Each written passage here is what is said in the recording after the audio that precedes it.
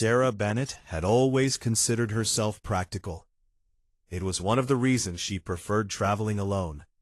While most people saw danger in long roads, unfamiliar towns, and isolated mountain trails, Sarah saw freedom. She was 31 years old, worked as a freelance photographer, and spent most of her year chasing stories hidden far from crowded cities. She had crossed deserts, hiked through forests, and driven along roads that barely appeared on maps. Experience had taught her to stay calm when things went wrong. But as she gripped the steering wheel that evening and watched rain hammer against her windshield, even she began to wonder if she had made a mistake. The storm had arrived faster than anyone predicted. Only an hour earlier, the sky had been gray. Now it looked as if the mountains themselves had torn open and released darkness upon the world. Rain crashed against her vehicle in thick sheets. Wind shoved the car from side to side. The headlights illuminated little more than swirling water and shadow. Sarah leaned forward, trying to see through the chaos. The narrow mountain road twisted ahead like a snake. No houses, no gas stations, no signs of civilization. Just endless forest. The GPS signal had vanished 20 minutes ago. Her phone displayed no service, and the fuel gauge was dropping lower than she liked. A sudden crack of thunder exploded overhead. The sound was so loud that she jumped. Almost immediately afterward, a massive tree branch crashed onto the road less than 30 feet ahead. Sarah slammed the brakes. The car skidded sideways. For a terrifying moment, she thought she was going off the edge of the mountain. The tires finally found traction. The vehicle stopped. Her heart pounded against her ribs. For several seconds, she simply sat there, staring through the windshield. The fallen branch completely blocked the road. She exhaled slowly. "Okay," she whispered to herself. The words sounded small compared to the storm. She stepped out into the rain. Within seconds, she was soaked. The branch was enormous, far too heavy to move alone. Even if she could somehow drag it away, more debris littered the road beyond it. The storm was growing stronger by the minute. A cold realization settled over her. She wasn't going anywhere tonight. Another blast of wind swept through the trees. Branches groaned. Leaves flew through the air. The forest sounded alive, angry, watching. Sarah climbed back into the car and locked the doors. For the next hour she waited. The storm showed no signs of stopping. If anything, it became worse. Lightning flashed constantly beyond the mountains, transforming the forest into brief snapshots of silver and black. The temperature dropped rapidly. Then the engine coughed. Sarah frowned. The dashboard lights flickered. The engine coughed again. A sinking feeling formed in her stomach. No. She turned the key. The engine sputtered, then died. Silence filled the car, except for the storm. She tried again. Nothing. Again. Nothing. The battery was gone. Now she sat alone in the middle of nowhere, without power, without phone service, and without any guarantee that another vehicle would pass by before morning. For the first time that night, fear crept into her thoughts. Not panic, not yet, but fear. The kind that whispers quietly. The kind that asks questions. What if nobody comes? What if the storm gets worse? What if a tree falls on the car? Sarah grabbed her backpack. Inside were a flashlight, a portable charger, water bottles, snacks, and an emergency blanket. She had enough supplies to survive the night. But surviving and spending the night trapped in a powerless vehicle during a mountain storm were two different things. Another flash of lightning illuminated something in the distance. A structure. Sarah froze. She looked again. For only a second, she thought she saw a roof among the trees. Then darkness returned. Had she imagined it? She waited for another flash. A few moments later, the sky lit up. There it was, a building, small, hidden among the forest. Perhaps a cabin, perhaps abandoned, perhaps occupied. Either way, it was shelter. Sarah didn't hesitate. She zipped up her jacket, grabbed her flashlight, and stepped into the storm. The wind nearly knocked her sideways. Rain stung her face. Mud sucked at her boots. But she kept moving. The cabin appeared and disappeared through the trees as lightning flashed overhead. Each glimpse reassured her she was heading in the right direction. 10 minutes later, she reached it. The structure looked old. Very old.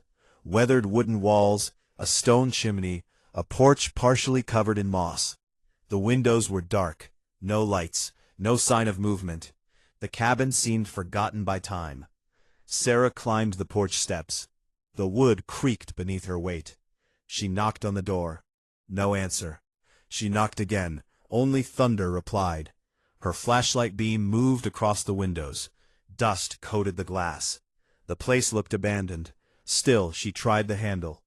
To her surprise, the door opened, slowly, with a long groan. A wave of stale air drifted outward. Sarah hesitated. Every instinct told her entering an unknown cabin alone during a storm was a bad idea. But remaining outside was worse. She stepped inside. The door closed behind her. Instantly, the roar of the storm became muted. Not silent, just distant. The cabin contained a single main room. A stone fireplace, a wooden table, shelves filled with old books, a rocking chair. Everything appeared frozen in time, yet something felt strange. Very strange. The cabin looked abandoned, but not neglected. The dust was thinner than expected. The furniture was positioned neatly. The floor showed signs of recent use. Sarah swept her flashlight across the room. Then she noticed it. The fireplace. A small pile of ashes rested inside. Fresh ashes. Not weeks old, not months old. Fresh. Someone had built a fire here recently. A chill traveled down her spine. She wasn't necessarily alone. Trying to stay calm, Sarah searched the cabin. There were no obvious signs of anyone present. No voices, no footsteps, no movement. She found a stack of dry firewood beside the fireplace. Soon flames crackled within the stone hearth. Warmth spread throughout the room. For the first time all evening, Sarah felt slightly safer. She removed her wet jacket and sat near the fire. Outside, the storm continued raging. Inside, shadows danced across the walls. The cabin seemed almost peaceful. Almost. Her eyes wandered across the room. Photographs hung on one wall. Old black and white pictures. Families, children, hunters, mountain landscapes. Most were faded with age. One photograph caught her attention. A family of 4 stood outside the very cabin she now occupied. A father, a mother, a young boy, a young girl, all smiling, all seemingly happy. Sarah moved closer. Something about the picture felt unsettling. At first, she couldn't identify why. Then she realized it. The children's faces had been scratched out. Deep scratches, intentional scratches, as though someone wanted them erased. The discovery sent another chill through her. Thunder rumbled outside. The cabin creaked softly. Sarah stepped away from the photograph. Probably nothing, she muttered. But the words failed to convince her. Hours passed. The storm trapped her inside. She ate a snack, read portions of an old book she found on a shelf, tried to relax. Yet the feeling persisted, the feeling that something wasn't right. Around midnight, she heard it. A sound, very faint, a creak, from somewhere deeper inside the cabin. Sarah froze. The fire crackled. The wind howled outside. Then came another sound, a slow footstep. Her pulse quickened. She grabbed the flashlight. The beam swept across the room. Nothing. The sound had definitely come from somewhere inside the cabin. There had to be another room. She began searching. Eventually she discovered a narrow hallway hidden behind a bookshelf. The hallway led to 3 doors. One stood open. Inside was a bedroom, empty. The second revealed a storage room, also empty. The third door remained closed. Unlike the others, this one had a heavy lock attached to it. The lock looked old, but not ancient. Someone had maintained it. Someone wanted whatever was inside to stay hidden. The rational part of her mind urged caution. Leave it alone. Wait until morning. Yet curiosity pushed back. Why lock a room in an abandoned cabin? She moved closer. The flashlight beam illuminated scratches around the doorframe. Fresh scratches, as if the door had been opened and closed repeatedly. Suddenly a loud bang echoed from the other side. Sarah nearly dropped the flashlight. Her heart slammed against her chest. Silence followed. Absolute silence. She stared at the locked door. Another bang, this time softer. Then nothing. The cabin seemed to hold its breath. Sarah backed away. Whatever was making those sounds, she wasn't interested in meeting it tonight. She returned to the main room. The fire burned lower now. She added more wood, then positioned herself near the fireplace where she could see the hallway. Sleep was impossible. Every small noise made her tense. Every creak sounded significant. The storm continued throughout the night. Hours crawled by. Then, sometime after 2 in the morning, she heard something else. A voice, very faint, almost impossible to hear. At first she thought the wind was playing tricks on her. But then she heard it again. A whisper, coming from outside. Sarah slowly stood. The whisper drifted through the darkness. She couldn't understand the words, only that someone seemed to be speaking. She approached the window. Rain streaked the glass. Darkness covered the forest. Lightning flashed. For a split second, she saw a figure standing among the trees. A human silhouette, motionless, watching the cabin. Then darkness returned. Sarah stumbled backward. Her breathing quickened. Had she really seen someone, or was exhaustion affecting her judgment? Another flash of lightning. The figure was gone. Nothing remained except trees swaying violently in the wind.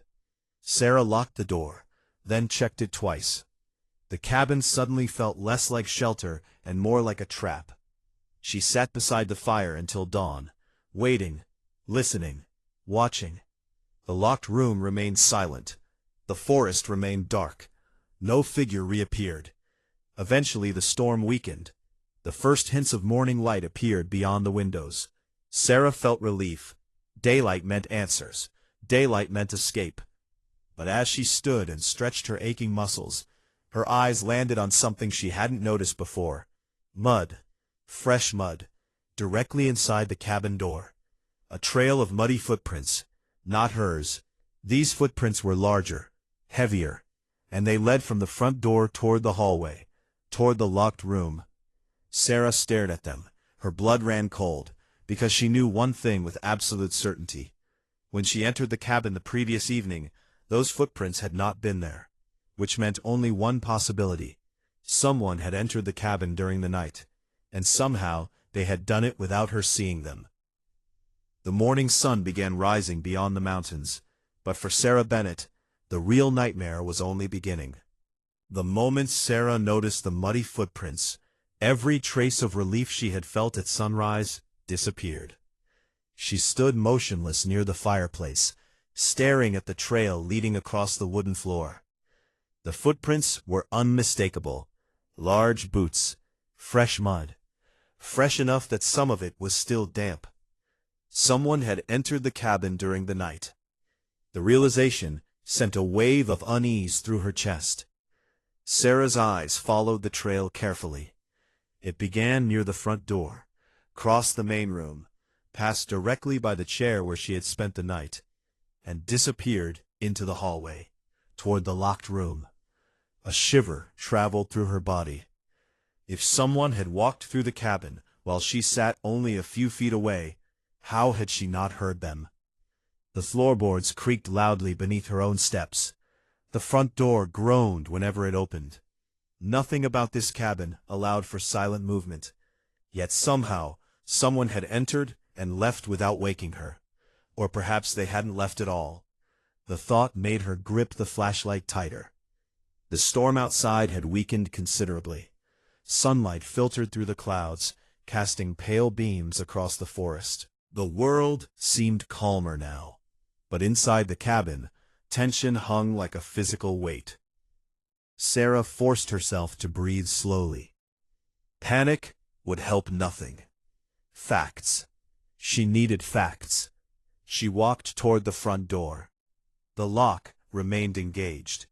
The door was still secured exactly as she had left it. No signs of forced entry. No broken windows, nothing. And yet the footprints existed, which meant there had to be another way in, or another way out.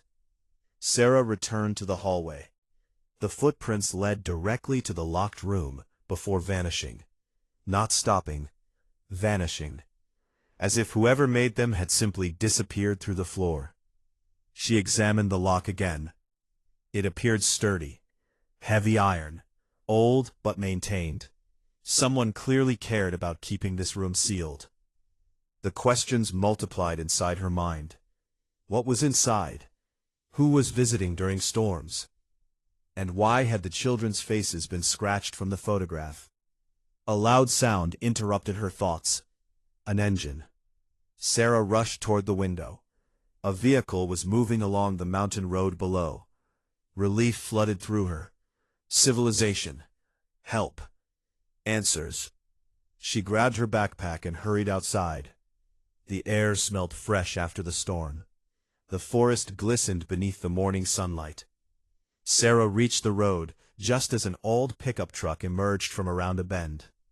She waved both arms. The truck slowed, then stopped. The driver was an elderly man. At first glance he looked as weathered as the mountains themselves. Long gray beard, deep wrinkles, heavy flannel jacket, sharp blue eyes. On Sarah. For several seconds, neither spoke. Then the old man frowned. "What are you doing up here?" His voice sounded rough. Sarah explained everything. The storm, the fallen tree, the cabin, the strange noises, the footprints. As she spoke, the old man's expression changed. Not surprise, not confusion. Recognition. The kind of expression people wear when hearing something they already know. When she finished, silence followed. The man looked toward the cabin. His face grew pale. "That cabin?" Sarah nodded. The old man stared at it for several moments. Then he whispered something under his breath. "What did you say?" Sarah asked. He looked back at her. "That cabin should be empty." The words hung in the air. Sarah crossed her arms. It wasn't. The old man remained silent, almost as if debating whether to continue. Finally he opened the truck door. "Get in." Sarah hesitated. "Why?" "Because if you spent the night in that place, there are things you need to know." Something in his voice convinced her. She climbed into the passenger seat. The truck began moving slowly down the road. For several minutes neither spoke. The silence felt deliberate. Then the old man finally introduced himself. "My name is Walter Grayson." Sarah told him hers. Walter nodded. Then his eyes returned to the road. "You said you found photographs." "Yes." "Family of 4? Sarah felt a chill. "How did you know?" Walter's jaw tightened. "Knew them." The truck suddenly felt smaller. What happened to them? Walter remained quiet for a long moment. Then he sighed heavily. "Depends on who you ask." Sarah waited. "The official story says they died." "Died how?" "Winter storm. 23 years ago." Sarah frowned. "What really happened?" Walter glanced at her. "Nobody knows." The answer only deepened the mystery. As they continued driving, Walter explained. The family in the photograph had been named the Holloways. James Holloway, his wife Margaret, their 2 children, Ethan and Lily. They had lived in the cabin year-round. Most people considered them good neighbors, friendly, hard-working, private. Then one winter, they disappeared. Search teams found no bodies, no signs of struggle, nothing. The cabin had simply been abandoned. Yet local authorities eventually declared them dead. A tragedy, an unsolved mystery. The end. Except Walter clearly didn't believe that version. "Why are you telling me this?" Sarah asked. Walter stared ahead. "Because strange things started happening after they vanished." Sarah listened carefully. Hunters reported seeing lights inside the cabin. Travelers claimed they heard voices. Several people swore they saw children near the property. Others heard music playing in the woods. Stories spread. Most dismissed them as rumors. But not everyone. Walter's hands tightened on the steering wheel. "I spent years trying to understand what happened." "Why?" Again silence. Then he answered. "Because James Holloway was my brother." The words hit Sarah like a shockwave. Everything suddenly changed. The photographs, the scratched faces, the locked room. All of it. "You never mentioned that. Most people around here don't know." Sarah studied him. Decades of grief. Decades of unanswered questions. For the first time she realized this wasn't merely a local legend. This was personal. Painfully personal. Walter eventually pulled into a small property tucked between the mountains. A modest house stood near a river. The place looked isolated, but well-maintained. Inside, Walter brewed coffee. Sarah sat at the kitchen table. Old photographs decorated the walls. Many featured the same family she had seen inside the cabin. The Holloways. Happy moments frozen in time. Birthdays, fishing trips, family gatherings. One photograph drew Sarah's attention. It showed Walter and James standing together. Brothers. There was no mistaking it. The resemblance was obvious. "What happened between you two?" she asked. Walter looked down. The question clearly hurt. "We argued." "About what?" "The cabin." Sarah waited. Walter stared into his coffee. "James found something." Her pulse quickened. "What? He never told me." The answer frustrated her. Walter continued. "Started spending more and more time alone. He stopped trusting people." "What kind of something?" Walter shook his head. "I don't know, but whatever it was, changed him." The room grew quiet. Then Sarah remembered the locked room. There was a door. Walter immediately looked up. His expression changed. "What door?" "A locked room in the cabin." For the first time, genuine shock appeared in his eyes. "A locked room?" Sarah nodded. Walter slowly sat down. That room wasn't there. The words chilled her. "What do you mean?" "I helped build that cabin." Sarah stared at him. There was no third room. Just 2 bedrooms and a storage area. Neither spoke. The implications settled between them. If Walter was telling the truth, then someone had altered the cabin after the Holloways vanished. Someone had created that locked room. Someone had hidden something. Walter stood abruptly. "We're going back." The determination in his voice surprised her. Within minutes, they were driving toward the cabin once more. The closer they got, the more tension filled the truck. Sarah couldn't explain why, but she felt as though they were approaching the center of something dangerous, something hidden, something that had waited years for someone to uncover it. The cabin appeared through the trees, exactly as before, silent, watching, waiting. Walter exited first. His eyes scanned the structure carefully. The expression on his face suggested he was seeing a ghost. Slowly they entered. The air felt colder than before. The fire had burned out. Shadows filled the corners. Walter moved through the rooms, examining everything. Then he stopped in the hallway, at the locked door. His face drained of color. "You weren't lying." "No." Walter reached toward the lock. For several moments, he simply stared at it. Then he whispered something Sarah barely heard. After all these years, what? Walter looked at her. Fear filled his eyes. Real fear.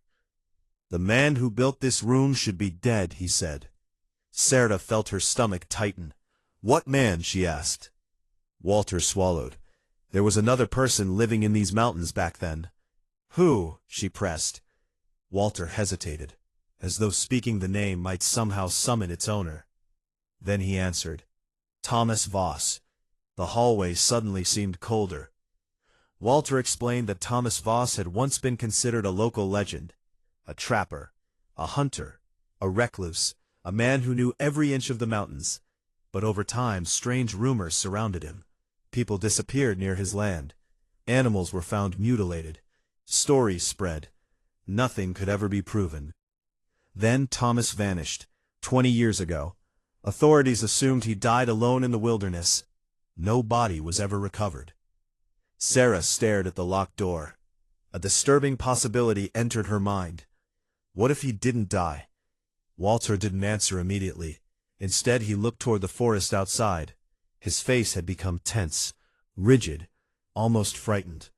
Finally, he spoke. Yesterday, when you saw someone outside the cabin. Sarah nodded. Walter's voice dropped to a whisper. You're not the first. The words echoed inside her mind. Before she could respond, a loud noise erupted outside. A branch snapped. Both turned instantly. The sound had come from the woods, not far away. Something moved between the trees, fast, too fast to identify. Sarah's heart pounded. Walter's face turned pale. Then came another sound. A distant voice, not loud, not clear, but unmistakably human, calling from somewhere deep within the forest. Sarah looked toward Walter. Walter looked toward the woods. Neither spoke, because both were thinking the same thing. If Thomas Voss truly died 20 years ago, then someone else was watching them.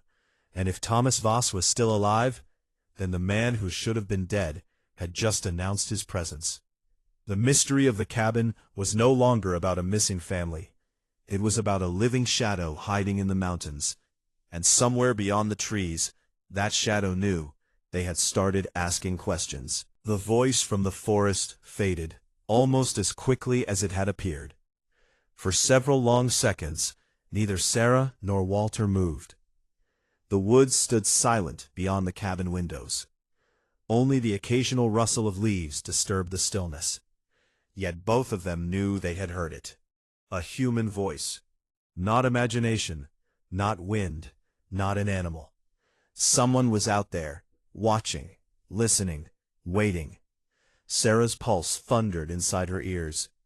The mystery she had stumbled into during the storm was becoming something far larger than she ever imagined. At first, it had been an abandoned cabin, then a missing family, then a man who should have been dead.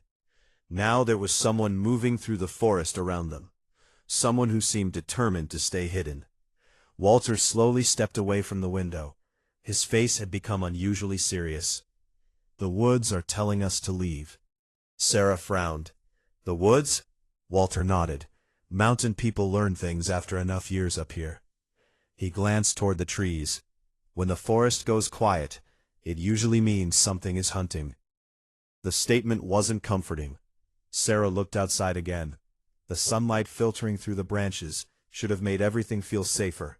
Instead, the forest felt darker than it had during the storm. Every shadow seemed alive.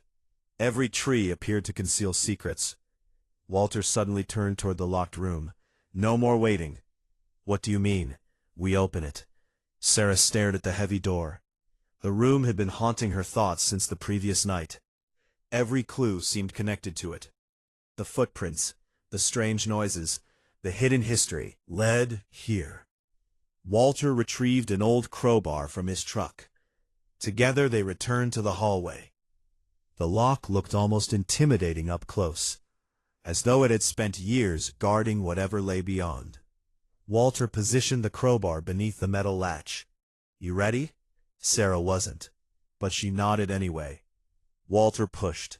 The metal groaned. Wood cracked. The lock resisted stubbornly. He pushed harder. The sound echoed throughout the cabin. Then suddenly, crack. The lock broke. The door swung inward. A rush of stale air emerged from the darkness beyond. Sarah aimed her flashlight inside. Dust drifted through the beam. The room was smaller than expected. Bare walls, a wooden desk, a rusted lantern, several shelves. Nothing extraordinary, at least not initially.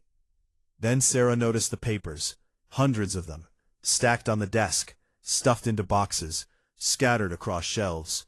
Journal pages, maps, notes, records, years of records. Walter stepped forward carefully. His eyes widened. What is all this? Sarah picked up one of the journals. The handwriting looked old, messy, desperate. She opened the first page. The name written at the top made her freeze. Thomas Voss. Walter immediately moved beside her. Together they began reading. The journal entries spanned decades. At first they appeared normal. Descriptions of hunting trips, weather conditions, mountain trails. But as the pages continued, the writing changed. The entries became increasingly paranoid. Thomas believed someone was hiding in the mountains, someone watching him, someone protecting a secret. Then Sarah found a passage that made her blood run cold. They know what lies beneath the cabin. If they discover that I know, they will come for me too. Walter looked at her. Neither spoke. Sarah continued reading. The references appeared repeatedly. Beneath the cabin, beneath the cabin, beneath the cabin. Every journal mentioned it. Every journal warned about it. Thomas seemed obsessed and terrified. Then Sarah found the final entry. The handwriting shook violently across the page. They found me. If anyone reads this, the truth is below. Do not trust the men from Black Ridge. The tunnel must remain hidden. The entry ended there. No explanation, no conclusion, nothing.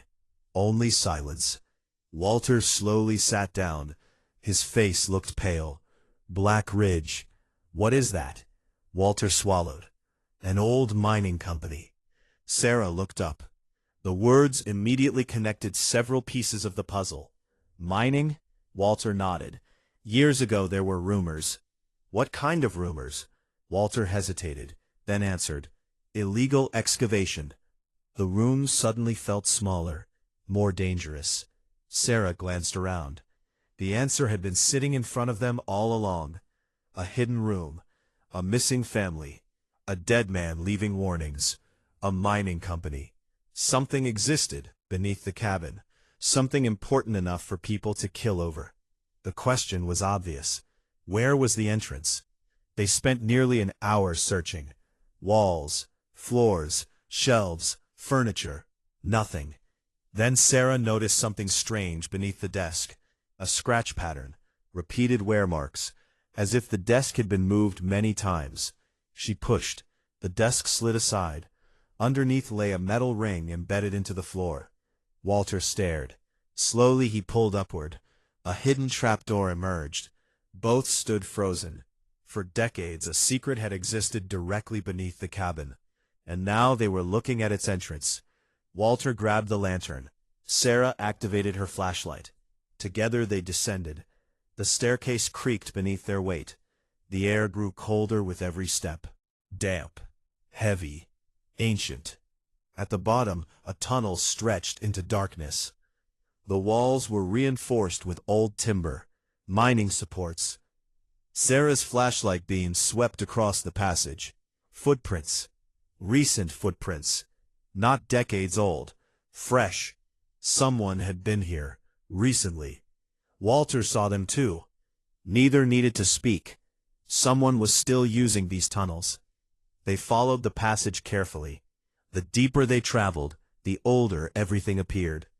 Rusted equipment lined the walls. Broken carts, abandoned tools, evidence of a forgotten mining operation. Then they reached a larger chamber, and stopped. Both stared in disbelief. Gold. Not a little, not traces, thousands of ounces. Veins of gold ran through the exposed rock walls. Crates filled with samples sat abandoned nearby. The chamber represented a fortune, an unimaginable fortune. Suddenly everything made sense. The disappearances, the secrecy, the warnings. Someone had discovered a massive gold deposit beneath the mountain, and someone else had been willing to do anything to keep it hidden. Sarah slowly turned. What happened here? Walter looked around. His expression carried both amazement and sadness. Then his flashlight illuminated something else. A skeleton. Human. Partially buried beneath fallen debris. Nearby lay another. And another. Sarah felt her stomach twist. The chamber had become a tomb. The truth wasn't merely hidden. It had been buried. Then Walter spotted something near one of the skeletons. A necklace. His face instantly changed. No, his voice cracked. He hurried forward, picked it up. His hands trembled. Sarah recognized the necklace immediately. It appeared in one of the family's photographs. Margaret Holloway. Walter fell silent. The realization struck like a hammer. The missing family hadn't disappeared. They had died here, somewhere inside this underground maze. Walter stared at the necklace. Tears filled his eyes. 23 years of uncertainty ended in a single terrible moment. But another question remained. Who killed them? A sound echoed through the tunnel. Both froze. Footsteps. Slow. Deliberate. Approaching. Sarah's flashlight swung toward the darkness. The footsteps continued. Closer. Closer. Then a figure emerged. An elderly man. Thin. Weathered. Wild gray hair. Deep-set eyes. A rifle held loosely in one hand. Walter stared. The man stared back. For several seconds nobody moved. Then Walter whispered a name. Thomas. The figure nodded. Thomas Voss, alive, after all these years. Sarah couldn't believe it. The man looked more ghost than human, as though the mountain itself had kept him alive. Thomas studied them carefully. Then his gaze settled on the necklace in Walter's hand. Pain flashed across his face, a pain decades old. They finally found it, Thomas said quietly. Walter stepped forward. What happened here? Thomas closed his eyes. For a moment he looked exhausted. Eated. Then he began speaking. Years earlier, Black Ridge Mining discovered the gold deposit. The find was enormous, potentially worth hundreds of millions. But there was a problem. The excavation violated multiple laws. The company operated secretly, without permits, without oversight. Anyone who discovered the operation became a threat. James Holloway learned the truth. So did Margaret. They planned to expose everything. Before they could act, company representatives confronted them. The situation turned violent. People died. The company covered it up. The family vanished. The mine was abandoned, and every witness disappeared. Except Thomas. He escaped. Barely. Since then he had remained hidden, watching, waiting, collecting evidence, preparing for the day someone would finally uncover the truth. Sarah listened in stunned silence. The mystery that began during a storm now stretched across decades of corruption and murder. But before anyone could speak further, another sound echoed through the tunnels. Different footsteps, multiple people. Thomas immediately reacted. His expression hardened. They're here. Walter frowned. Who? Thomas looked toward the darkness. The last men protecting the secret. Flashlights suddenly appeared in the tunnel. Several beams, moving rapidly, approaching. Sarah's heart pounded. After all these years, someone still wanted the truth buried. The confrontation happened quickly. Voices echoed through the mine. Threats, arguments, accusations. The men arriving weren't miners. They were descendants of those involved. In the cover-up. Individuals who had spent years protecting family fortunes built on stolen wealth. The hidden gold represented power, money, influence, and they had no intention of losing it. But circumstances had changed. Sarah had photographs, journal records, evidence.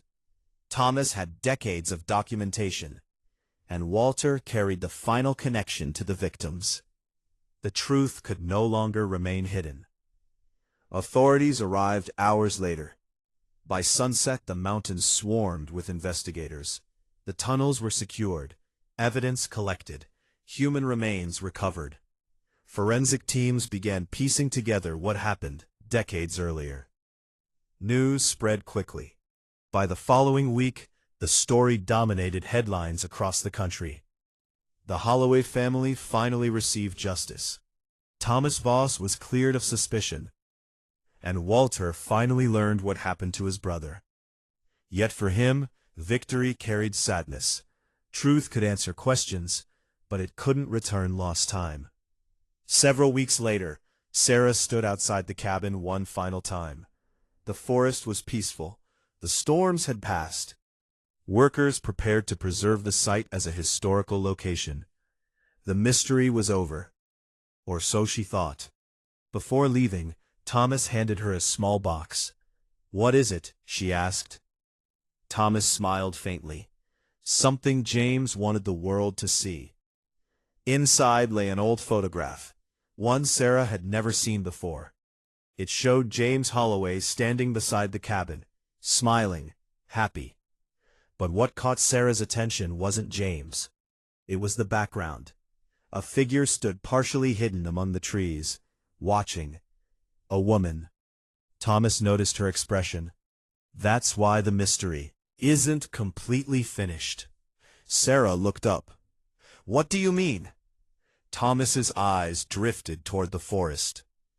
Because nobody ever figured out who she was. The wind moved softly through the trees. The mountains remained silent. And for the first time since arriving, Sarah realized that some secrets reveal themselves, while others simply wait for the next storm.